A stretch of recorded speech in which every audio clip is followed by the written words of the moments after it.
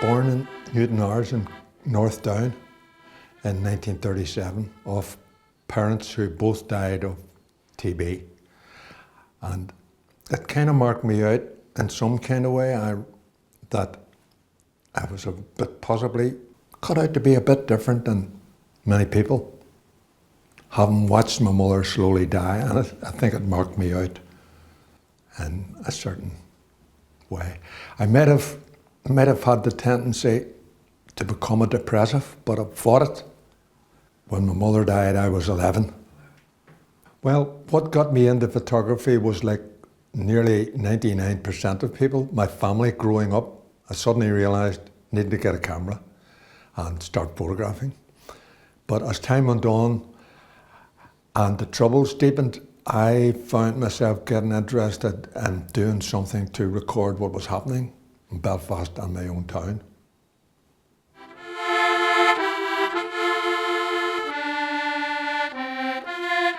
I was doing a little bit of commercial work actually for the builders or the people who were going to redevelop Sandy Row. So I was on a project where I was just wandering along, climbing up and taking backyards. One day there I was, and a girl walked out of her back door, climbed a ladder and started to play her accordion. Now it wasn't posed up in any way. And I took it, I just took the picture, and as years went past, I almost forgot about it until much later.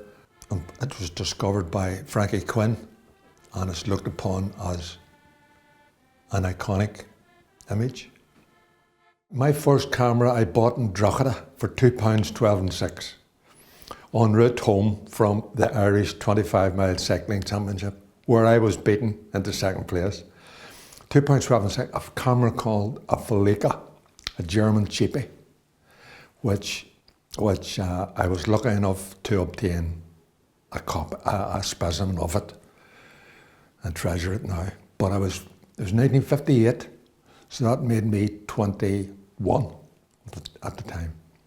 One film went through that camera, and I have 2 prints that have survived out of that one roll. I went to the College of Art, York Street, Belfast, in 1972, late 72, where I tended to go towards social documentary just because basically my politics, and met a chap called Arthur Watson who came up with the idea that we should seek out major social change projects, and it just seemed to hit us, but that Sandy Row was going to be redeveloped.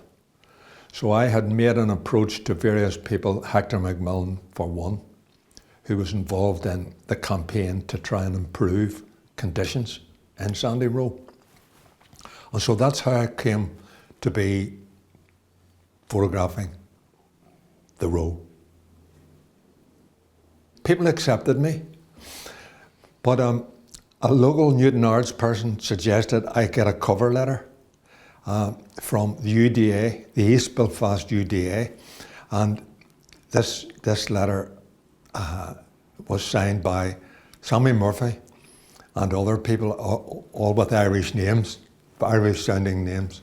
But one day I was accosted in Sandy Row by a person who showed certain menace towards me. He says, "What are you doing here?" And I pulled this letter out, and he quickly backed off and accepted what I was doing.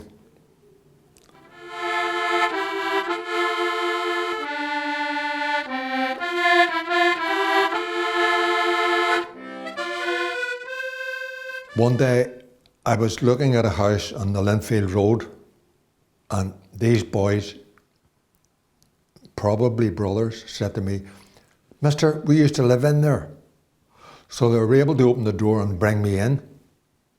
After a few minutes, possibly maybe 5-10 minutes, along comes a child with a coat round his shoulders.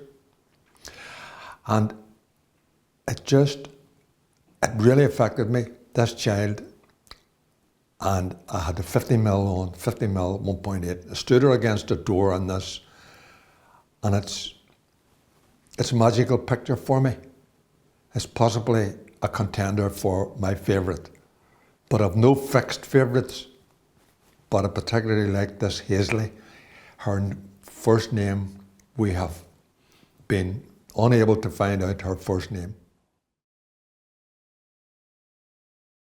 So the Klondike bar was special, and I actually did my thesis for my college studies, a visual thesis.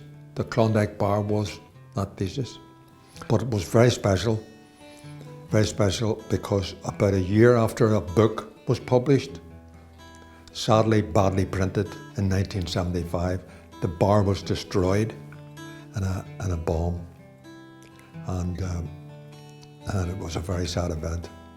One man died, a man called John Smiley, died in it.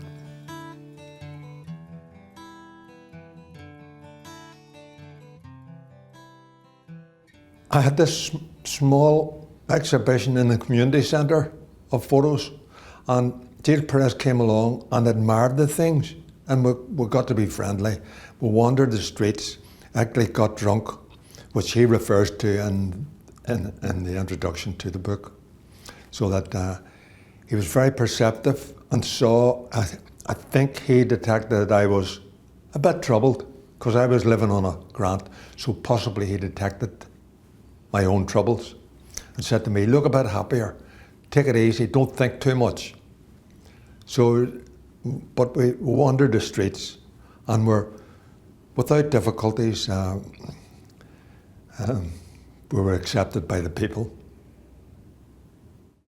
Glen Alpin Street, me wandering about, just taking pictures as they came to me. And I'd taken the child, beating the cardboard box drum, and not even recognising that it was going to be a meaningful picture. So I would have went home, developed the film, filed the negatives, and not realised until much later in time that here was a meaningful picture. This man was standing literally there. I didn't say, would you stand there for me? I didn't pose anything up. I was working at the time, you could almost say stream of consciousness. It was just photographing willy-nilly.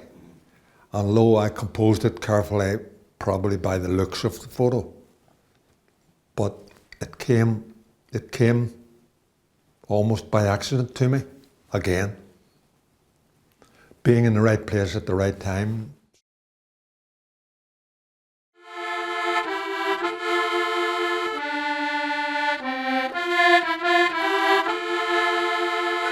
I photographed the Elliott family in Boyne Square. And Mrs. Elliott, who was a midwife, who was known not to go to her bed, but slept on the settee, expecting the knock on the window all her life. And she said to me, show them what the landlords do to us, son.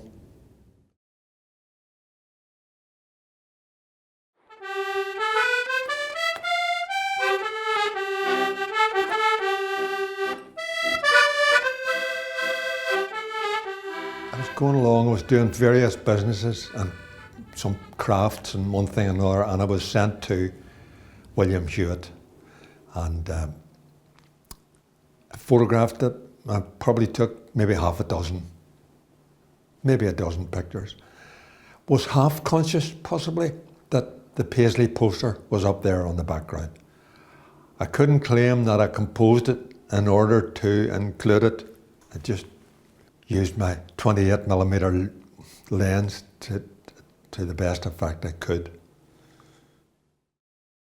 Walter McMullen and his bringing of 2 pints to the table. My search for what might be meaningful in these human situations could probably be expressed through that photo. That man, McMullen, was decorated for his participation at Dunkirk. So he was looked upon very fondly by the people at Sandy Row.